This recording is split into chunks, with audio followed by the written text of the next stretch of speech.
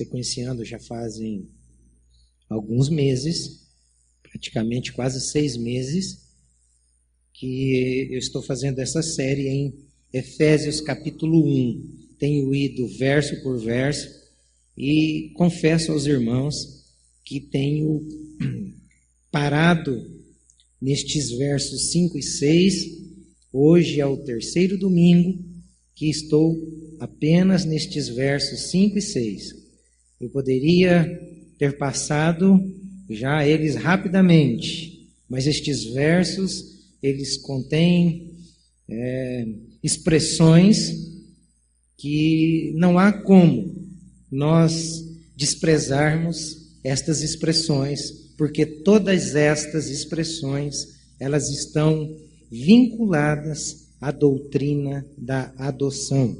Então, para nós não corrermos o risco de não valorizarmos cada uma destas expressões, eu tenho gasto um domingo para cada uma delas, porque eu percebi que, por ser doutrina, para não ficar muito cansativo e não guardar tantas coisas na cabeça, é melhor ir pouco a pouco, assim não vai dar overdose de doutrina em ninguém. A do último domingo eu percebi que tinha o canto da boca de alguns irmãos que já estava espumando. Então, para não correr esse risco, hoje nós vamos para a 3ª expressão dessa doutrina, e eu vou pedir para o Rafael me auxiliar nas leituras. Então, Efésios capítulo 1, versos 5 e verso 6, focalizando a doutrina da adoção, o Rafael vai fazer a leitura. E nos predestinou para filhos de adoção por Jesus Cristo, para si mesmo, segundo o beneplácito da sua vontade, para louvor e glória da sua graça, pela qual nos fez agradáveis assim no amado. Então, numa leitura assim, não parece que é um verso tão simples e a gente acabou de ler, amém, você entendeu, vamos embora para casa, tudo bem, é assim? Não. Por isso que a gente perde muito ao ler as Escrituras, porque nós não gastamos tempo nas expressões que Paulo está usando aqui para falar da importância, do fundamento da doutrina da adoção. Então, a primeira expressão que eu gastei o tempo, e foi da nossa reflexão, foi sobre o termo adoção. Está lá na primeira reflexão que fizemos nesse texto. A segunda expressão foi o termo predestinação. Essa que causou um pouco de espuma. E hoje nós vamos parar na glória de sua graça, ou na glória de Deus. Então, tudo isso está dentro da doutrina da adoção. O verso 5, o verso 6, fala da doutrina da adoção. E domingo que vem, se Deus permitir, nós ficaremos na expressão no amado. Não é? É uma expressão tão pequena e a gente despreza. Mas por trás dessa expressão tem grandes significados. Por trás destas expressões, o Senhor quer falar conosco. Essa expressão foi dita não só por Paulo. Essa expressão, ela foi dita pelo próprio Deus. O próprio Deus, quando se referiu a Jesus, ele disse: este aí é o meu filho amado. A microfonia é no retorno, viu, Emerson? Pode abaixar um pouquinho que eu não quero aqui. Este aí é o meu filho amado. Então, olha só, duas palavras, né? Que dá para a gente ficar o culto de domingo que vem todo observando esse texto. Então, para situar alguns irmãos, que eu sei que não estiveram nas outras, eu não vou gastar tempo, mas vou passar aqui um contexto breve da preocupação de Paulo, quando ele está escrevendo estes versos 5 e 6, E depois, se você quiser com mais detalhe, todas essas reflexões estão lá no nosso site. Então, a primeira preocupação de Paulo era trazer aos irmãos de Efésio algumas orientações. Principalmente porque aquela igreja ela era recém-formada e era formada em sua maioria por escravos. Lembra que o Império Romano tomou conta de praticamente toda essa parte e Éfeso era uma província de Roma. Então, aqui haviam muitos escravos. E Paulo está escrevendo de assuntos extremamente profundos, não negando o conhecimento da doutrina a pessoas que às vezes eu e você menosprezamos pela falta de talvez capacidade intelectual. Paulo olha para aquelas pessoas, para aqueles escravos e diz: não, eu preciso orientar esses irmãos acerca da doutrina. Então ele procura um modo muito simples e lógico para facilitar a compreensão daqueles irmãos. Por isso que ele começa no verso 4 falando de eleição e santificação. E ele coloca eleição e santificação como algo inseparável, como algo em que não dá margem para aquela igreja se dizer eleita e viver em pecado. Ele coloca a condição do eleito como eleito para ser santo e não eleito para viver em pecado. Então ele tira essa ideia de separar que muitos hoje não ensinam. Por exemplo, venha do jeito que você está e continue vivendo do jeito que você está. Paulo não está dizendo isso aqui. Paulo está dizendo, se você veio para Jesus, foi com um propósito. Não é para ficar do jeito que está, é para ser santo. Porque esta é a única possibilidade de nós andarmos com o Deus Santo. Isso foi abordado na primeira. A segunda preocupação de Paulo é dizer o que foi feito. Por isso que o verso 4 ele usa para dizer que algumas coisas tiveram que ser feitas antes da fundação do mundo para que nós pudéssemos ser adotados. O que é que foi feito? Aí Paulo diz que Deus, antes da fundação do mundo, para nos adotar, ele primeiro nos elegeu em Cristo. Elegeu quem? Elegeu descendentes da raça decaída de Adão para retornar ao princípio original do Éden, que o homem tinha plena comunhão com Deus e desfrutava de um relacionamento santo e irrepreensível com o Senhor. Então, este foi o modo que Paulo se preocupou em dizer àqueles irmãos. Deus nos elegeu, ou seja, Deus nos pôs à parte. Deus nos separou das demais pessoas para vivermos a vida do jeito que Ele quer que vivamos. Este foi o propósito e o que foi feito, e foi feito antes da fundação. Você sabe o que é isso? É antes que o Big Bang tivesse se explodido. Isso é que foi feito antes de que tivesse as coisas sido criadas. Deus já havia separado um povo para Ele. E começa a manifestação dessa separação quando você olha para a origem da história do povo de Deus, que é o povo de Israel. Quando Deus pega o Abraão e começa a partir de Abraão um povo. Quando Deus escolhe no meio da multidão um homem chamado Noé e diz: olha, de você eu vou salvar a terra a partir de você. Você vai dar sequência àquilo que os homens não estão produzindo. Então Deus sempre, na história, Ele fez estas manifestações mostrando os efeitos da adoção. E, por fim, Paulo vai apresentar o plano. Como que Deus usa?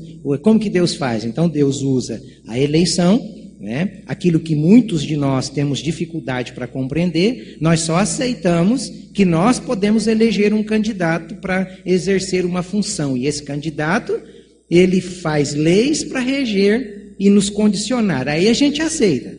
Agora nós não queremos aceitar a eleição da parte de Deus. Ele, como Criador, não pode. Nós podemos. Olha que capacidade. Onde que o homem chegou? Deus não pode eleger, mas eu posso eleger um Eduardo Cunha. Por isso que dá muito nó na cabeça das pessoas. Então Deus, em sua soberania, ele elege. Elege como? Através de Cristo. E vem o termo predestinar, que é determinar ou declarar antes, de antemão. Então ele nos elege e nos predestina a sermos santos e vivermos uma vida que exalta e glorifica a Deus. Como nenhum de seus planos podem ser frustrados, não é esse, né, que vai ser frustrado. Pelo contrário, Deus nos adotou em Cristo e Paulo está nos colocando diante desta estupenda realidade e verdade, que Deus Todo-Poderoso planejou uma forma de resgatar o homem antes que este tivesse sido feito, porque ele foi feito e Deus sabia que ele fracassaria. Então Deus já tinha um plano na eternidade. Por isso que a eleição acontece antes da fundação, para que nós tivéssemos a plena convicção de que Deus nunca será pego de surpresa. Nunca. Pensa num Deus que sabe tudo e que tem todo o poder e que controla tudo. É o Deus que nós servimos, o Deus das Escrituras. Então a primeira expressão foi o termo de adoção. Lembrando rapidamente, é um termo do direito romano que traz consigo direitos e deveres. A pessoa que era adotada, ela tinha o direito, a partir daquele momento, de mesmo não sendo filho sanguíneo, exercer as funções de filho na mesa, tendo todas as possibilidades e direitos de sentar à mesa como filho, de também levar o nome de quem o adotou e ser beneficiado com todos os bens daquele que o adotou. Esse era o direito. E o dever era se submeter como filho às orientações do pai.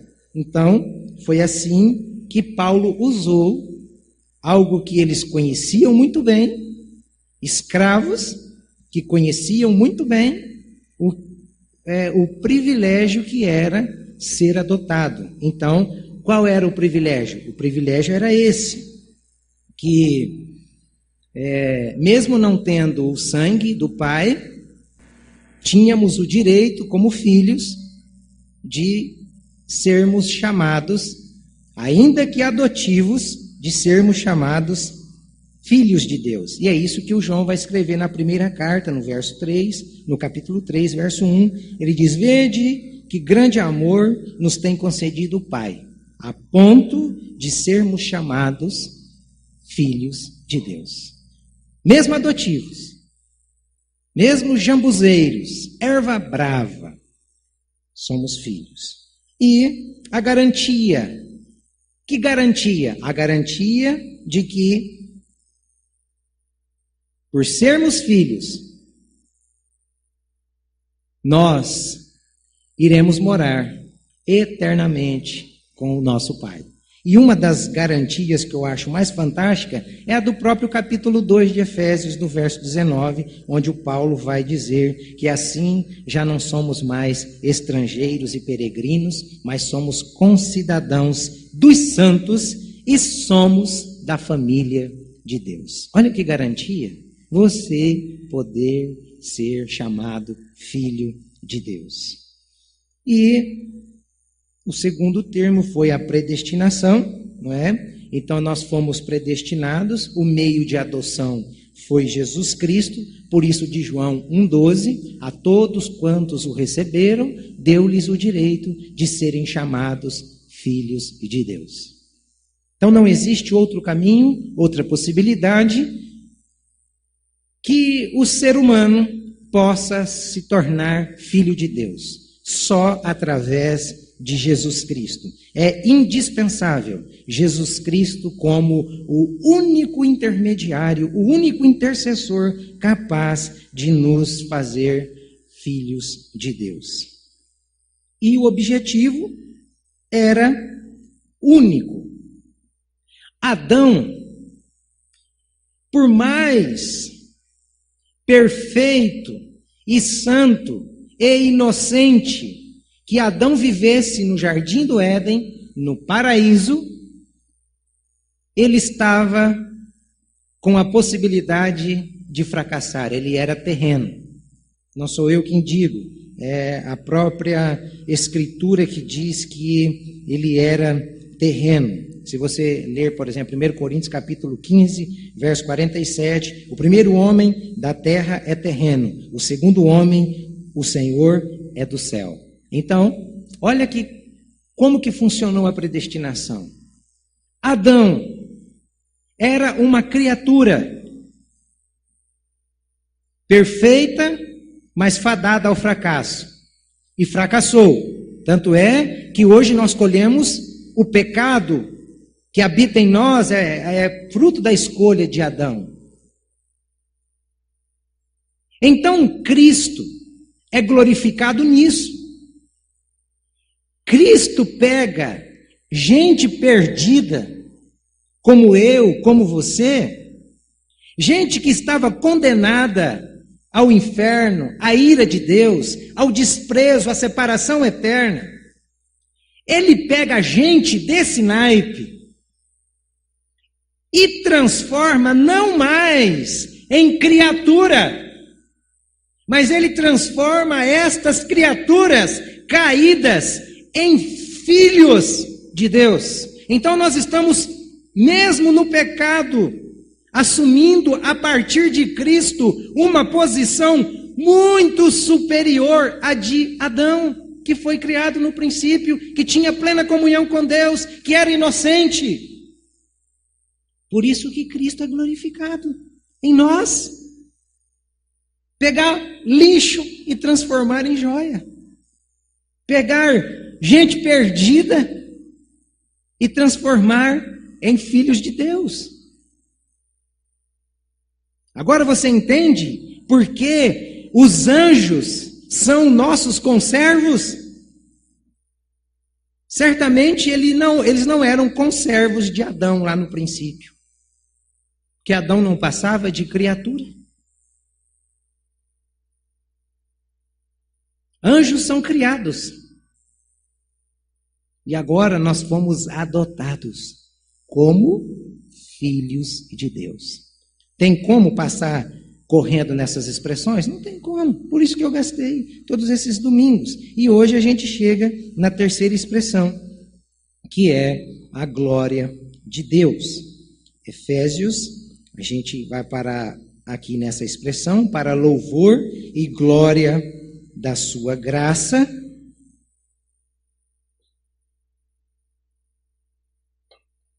para observarmos que a eleição, a predestinação, tem um motivo.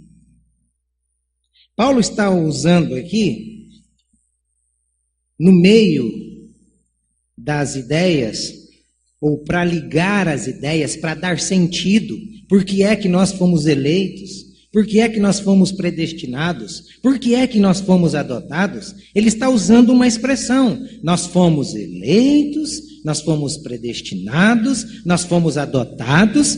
Por quê? Para a glória de Deus, ou para o louvor e glória da sua graça.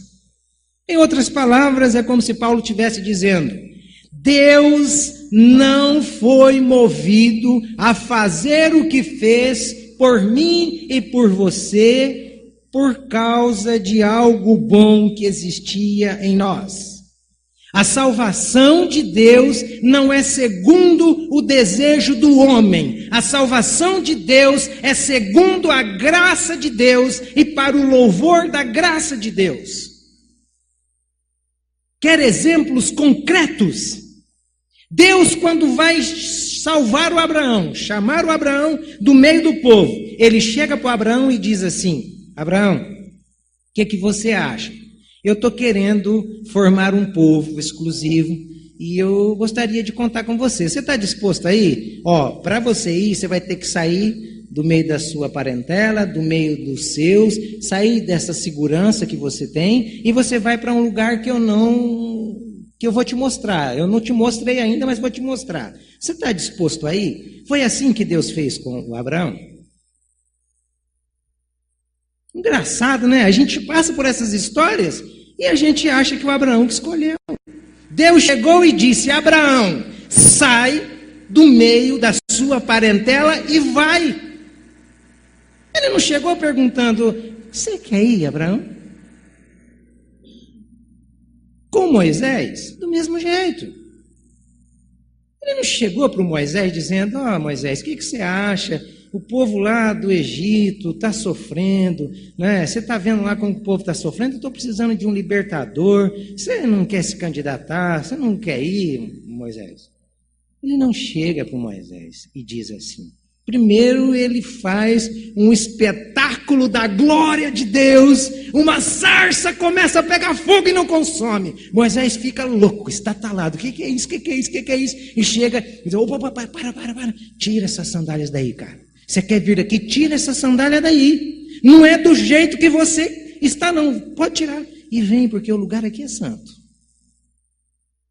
Aí Moisés chegou e Deus falou: agora é com você que eu vou libertar o povo. Moisés tentou pular para trás de todo jeito.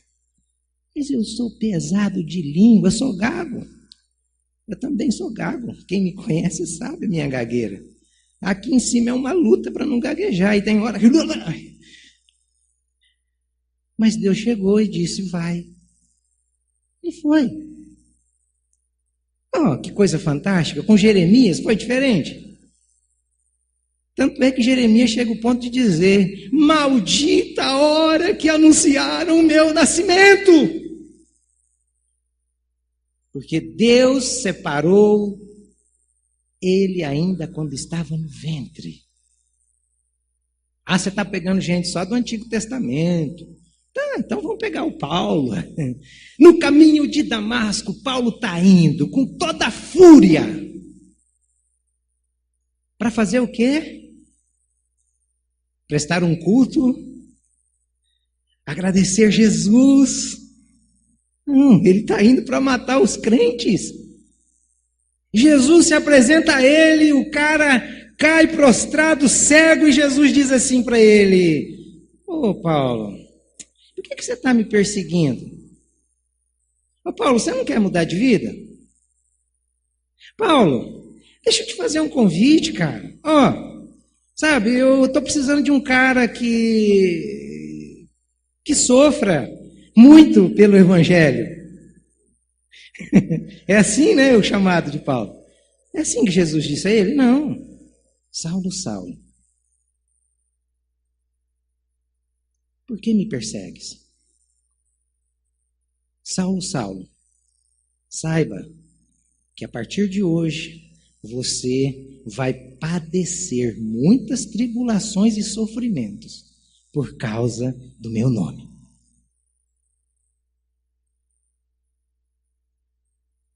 E todas as manifestações da glória de Deus é para mostrar que quem controla é Deus. Que a salvação que temos chegou até nós é porque Deus, pelo Espírito, nos convenceu. Deus, pelo Espírito, com cordas de amor, nos laçou e nos colocou no caminho. E se nós não formos, Ele puxa com o anzol, como Ele diz no profeta Isaías. Joga o anzol e vai ser arrastado, mas vai. Por quê? Porque é plano dele e plano dele não pode ser frustrado. Está bravo? Briga com Deus. Não é comigo. Não adianta torcer o beicinho. É assim, a Bíblia é assim. Então, qual é aqui? A gente olha e vê que tudo isso foi feito para louvor e glória de Deus. Eu acho que não existe prova maior de fé para um cristão do que nós termos essa atitude para com a salvação. Isso é prova de fé. Isso é alguém que realmente olha para Cristo e o vê como, desde o seu primeiro advento, desde a sua primeira vinda, como algo emocionante, algo impactante, algo marcante. E olhando para a primeira vinda como algo marcante, impactante, a segunda vinda será gloriosa para os salvos e aterrorizante para os perdidos.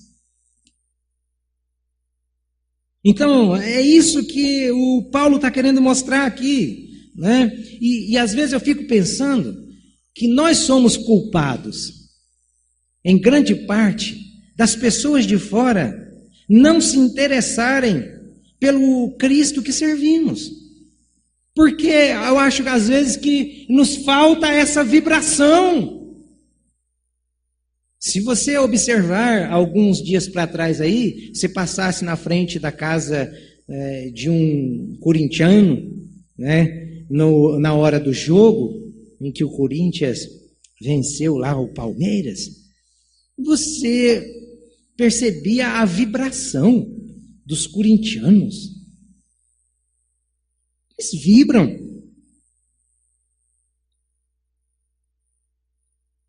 Quando você está diante de alguém que gosta de ler, e ele descobre uma literatura fantástica, emocionante, impactante, ele quer compartilhar. Olha, eu quando comecei a série disse de onde que eu iria fazer esta série, a partir de Dr. Martin Lloyd Jones, a exposição de Efésios, de capítulo 1, como que isso tem me impactado. Então a gente fica querendo contar as histórias, só que isso não está acontecendo conosco. Nós não vibramos a salvação, nós não vibramos a morte, a ressurreição, a ascensão de Jesus. E pior, nós não contamos a história de Jesus, da morte, da ressurreição, da ascensão e da volta. Não há vibração. Aí a gente fica apático. E as pessoas de fora, elas não se interessam. Mas eu quero fazer aqui 3 observações sobre a glória de Deus.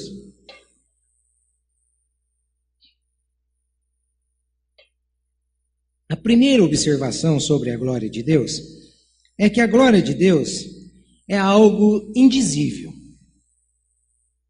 É algo indizível. Primeiro porque a linguagem humana jamais conseguirá expressar uma glória divina. Por isso que eu fico abobado quando eu ouço títulos assim, doutor em divindade. Cara, o cara ser doutor em divindade, eu acho que ele tem que ser primeiro Deus. Né? Porque para ser doutor em divindade tem que ser divino. É engraçado que Jesus, que era Deus, nas Escrituras ele era chamado de mestre. Aí aqui os caras que são comedor de arroz e feijão são doutor em divindade. Ó, já começa por aí. Então, quando você vai olhando para essas expressões, a única coisa que dá para dizer sobre a divindade é uma coisa só. Divindade é a essência de Deus. Divindade é o que faz Deus ser Deus. Então, o que a gente pode falar sobre a glória de Deus? Se isso é a essência de Deus, a glória dele é a essência dele. Sem a glória dele, ele não seria Deus.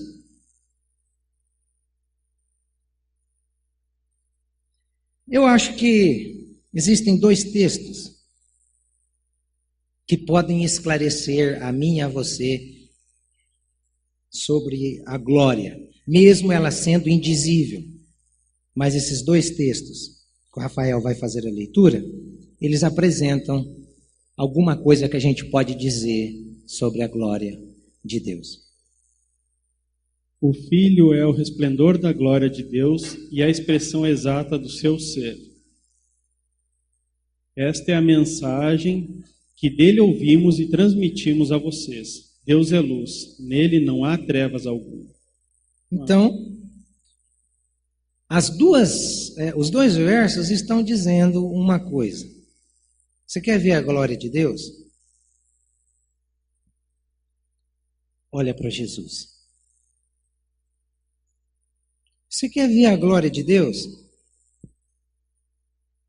Jesus é a expressão exata de quem Deus é.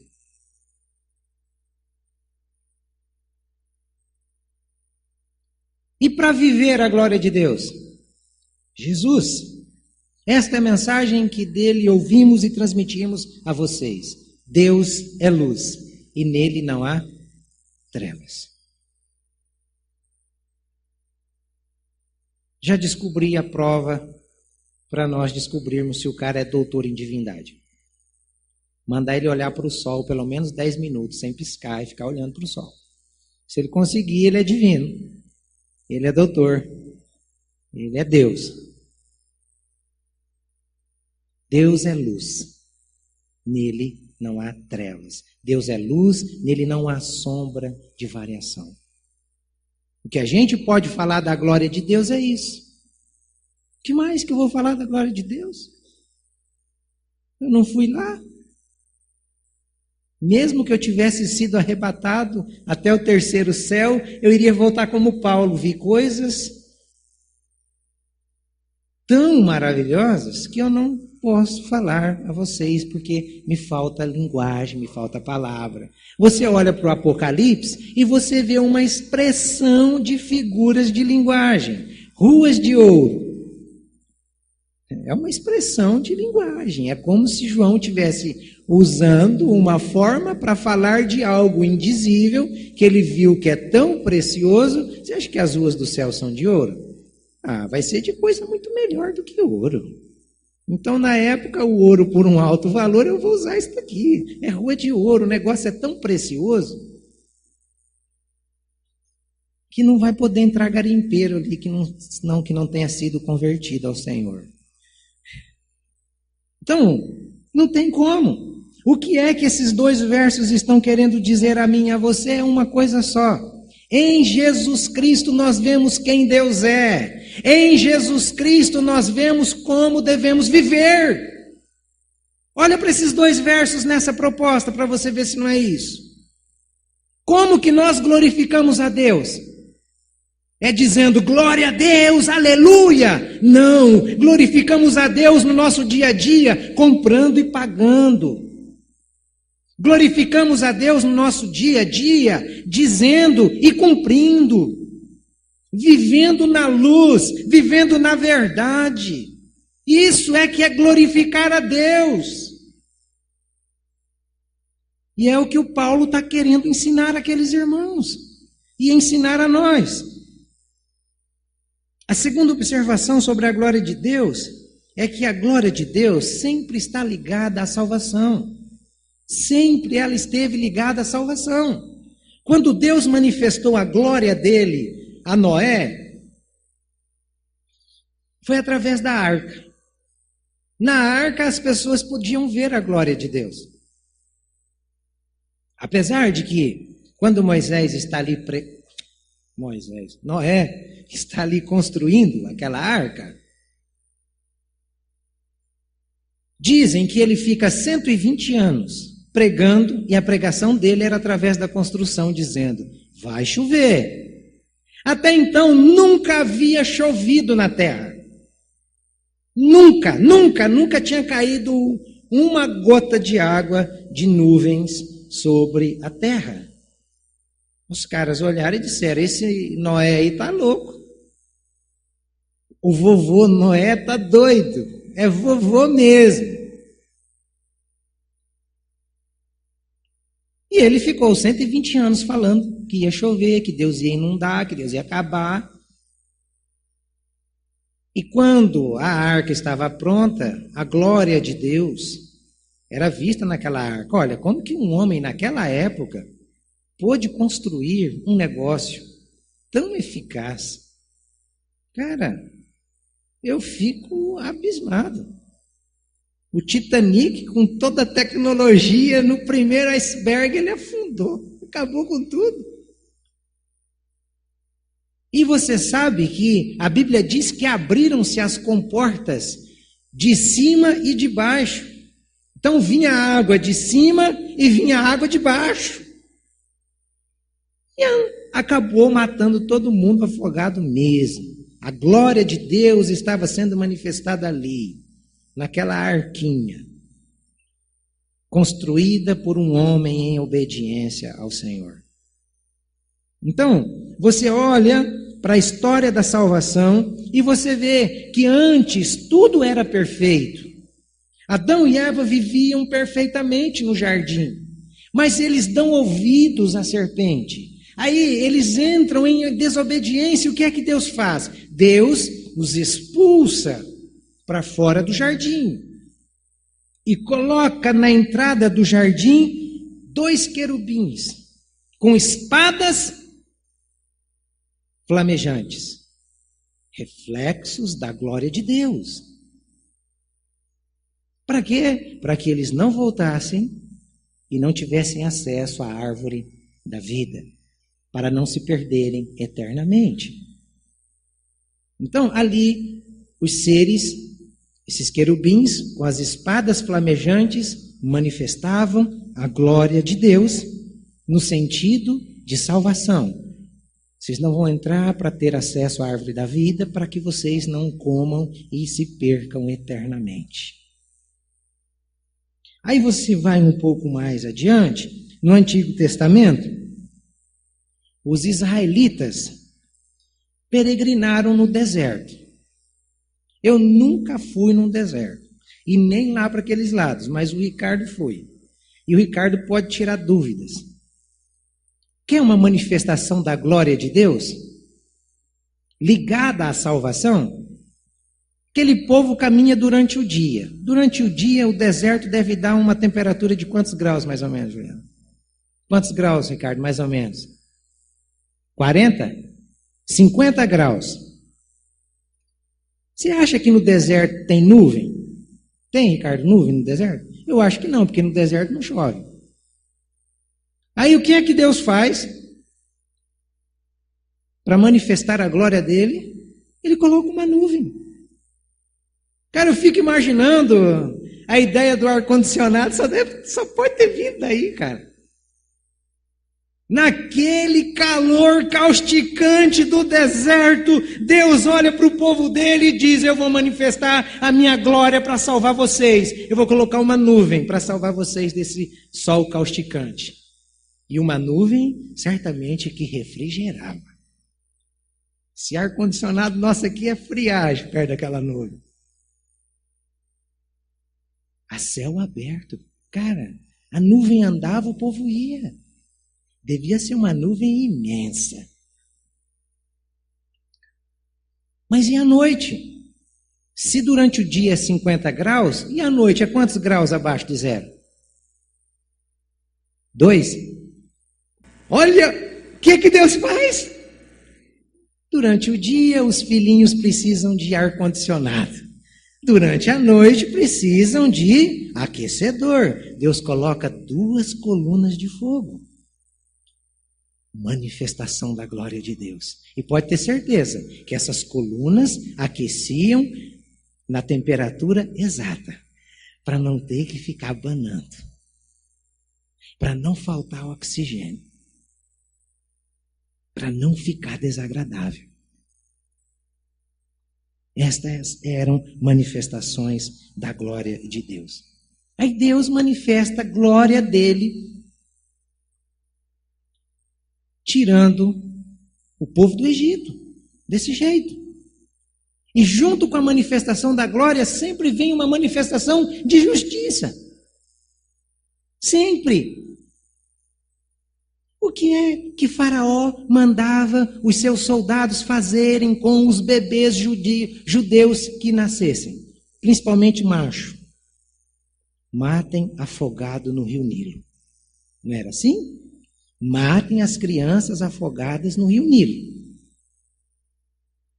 Aí Deus, manifestando a glória, diz: ok, Faraó, você gosta de matar criança afogada no rio Nilo, vou pegar você e os seus soldados e você vai experimentar o que é morrer afogado. Mas não é no Nilo, é no Mar Vermelho, onde os meus filhos vão passar a pés enxutos e vocês vão ver se dão conta de beber um pouco daquela água ali que está muito cheio o mar. Manifestação da glória de Deus.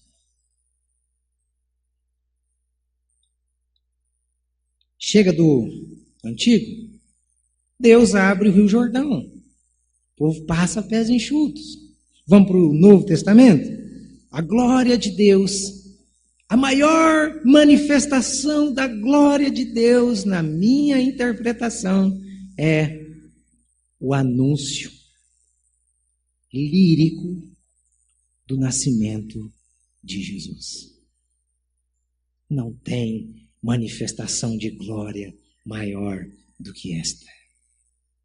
Lucas, capítulo 1, eu vou ler alguns versos. Lucas 1, verso 26 em diante. No 6º mês, Deus enviou o anjo Gabriel a Nazaré, cidade da Galileia, a uma virgem prometida em casamento a certo homem chamado José, descendente de Davi. O nome da virgem era Maria. O anjo, aproximando-se dela, disse: alegre-se, agraciada, o Senhor está com você. Maria ficou perturbada com essas palavras, pensando no que poderia significar esta saudação. Maria era esperta, hein? Está vendo? Quando o anjo fala assim, ela já ficou preocupada. Ai, meu Deus, vem bomba.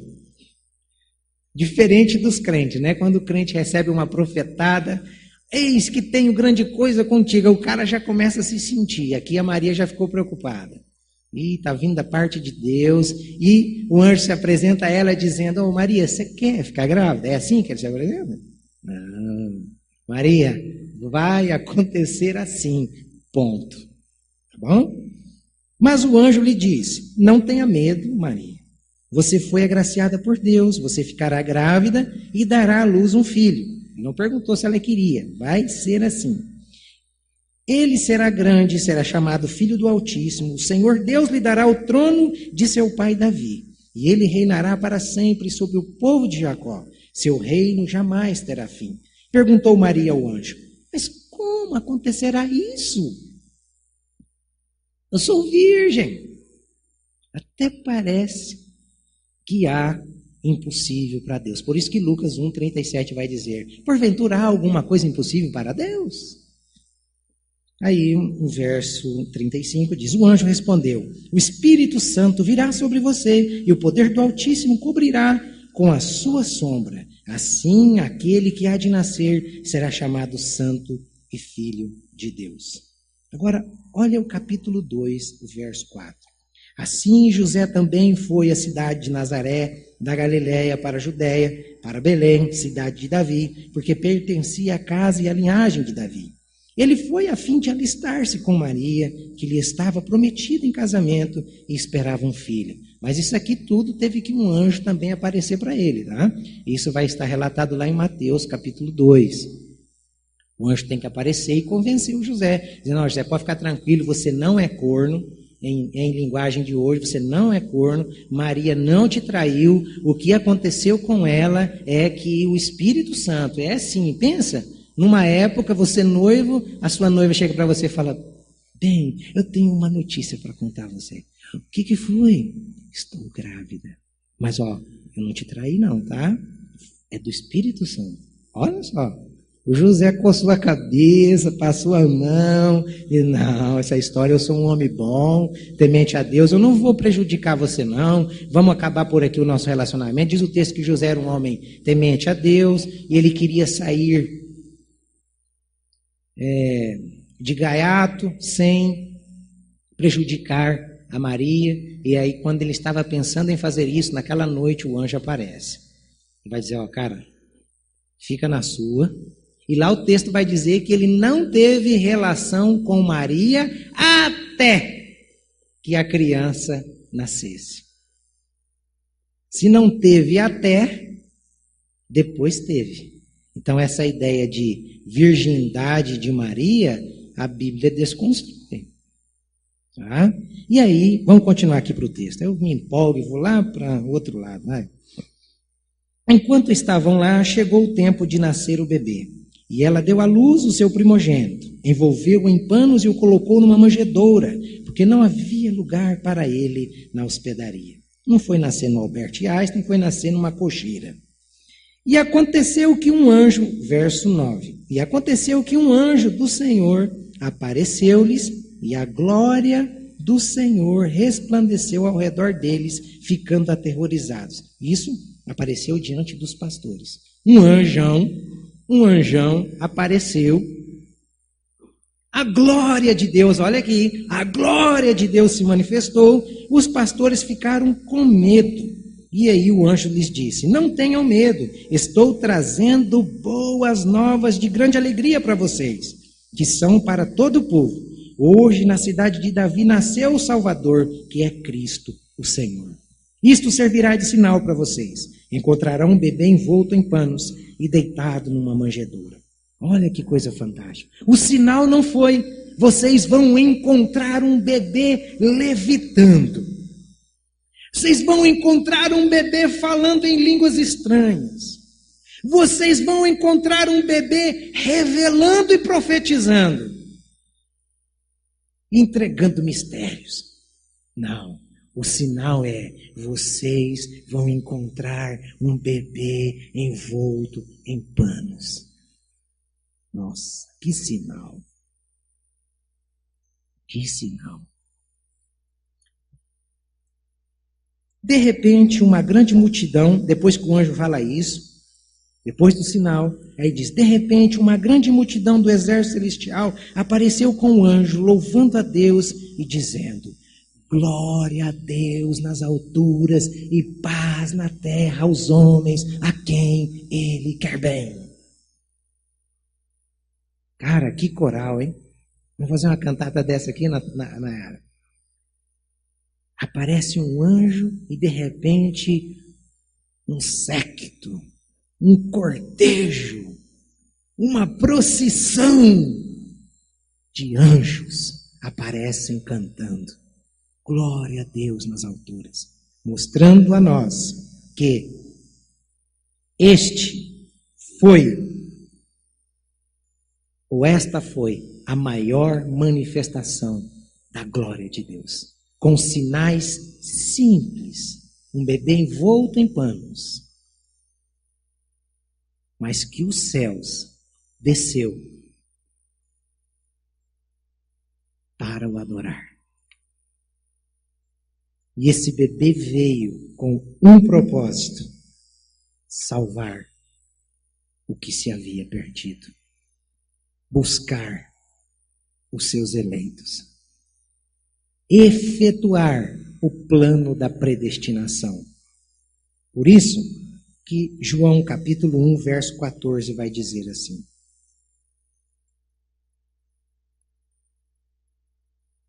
aquele que é a palavra tornou-se carne e viveu entre nós. Vimos a sua glória, glória como do unigênito vindo do Pai, cheio de graça e de verdade.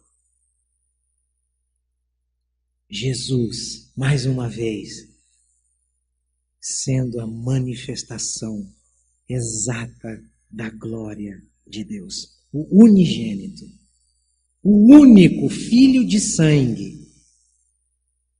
E por causa do filho de sangue, nós, bastardos, coisa ruim, troço que não presta, é enxertado, é alcançado, é transformado em filho de Deus. Não é fantástico isso? E a terceira e última, a glória de Deus, ela é percebida na história. Sempre foi percebida na história. Apesar dos homens planejarem, guerrearem, apesar dos homens fazer o que fazem através de suas ambições, na história sempre você vê que Deus é que tem o controle. Como eu iniciei dizendo,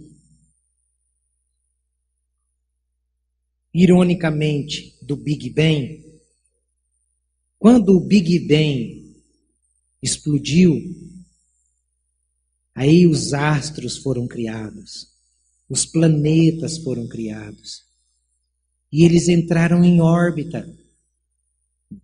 E eles estão rodando em órbita por causa daquela explosão até hoje, né? Cara, como que dá para acreditar numa coisa dessa? Mesmo assim, Deus acendeu esse pavio, explodiu essa bomba, porque alguém precisou acender o pavio. E por trás desse negócio aí, para aqueles que acreditam, foi Deus. E quem sustenta tudo isso aí é Deus. O único capaz de quebrar a lei da gravidade. O único. Onde que ele quebrou? Massa sobre volume. Andando sobre águas.